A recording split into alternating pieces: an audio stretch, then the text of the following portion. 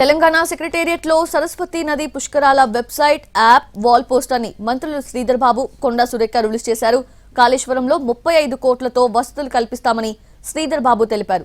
ఈసారి జరిగే పుష్కరాలకు దేశంలోని అనేక పీఠాధిపతులను ఆహ్వానిస్తామన్నారు మంత్రి. భక్తులకు ఎలాంటి ఇబ్బందులు లేకుండా ఏర్పాట్లు చేశామన్నారు. సరస్వతి నదికి పుష్కరాలు నిర్వహించడం జరిగింది.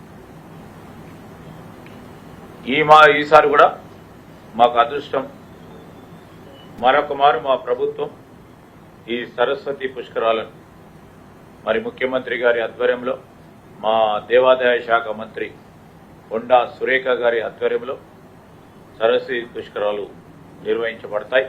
పక్కనున్న మహారాష్ట్ర, మన తెలంగాణ, అటు ప్రక్కనున్న ఆంధ్రప్రదేశ్, ఇంకా కొద్ది దూరం పోతే ఛత్తీస్గఢ్ రాష్ట్రాలకు సంబంధించిన అనేక మంది భక్తులు ఈ పుణ్యక్షేత్రానికి వస్తూ ఉంటారు.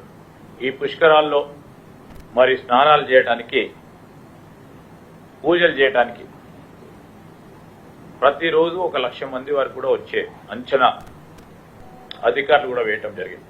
ఈ టెంట్ సిటీ నిర్మాణానికి కూడా మరి మేము దేవాదాయ శాఖ మంత్రి గారు, ఎన్టీపీసీ వారిని, సింగరేణి కాలేజ్ ద్వారా, అదేవిధంగా ఇతరులందరినీ కూడా కోరటం జరిగింది.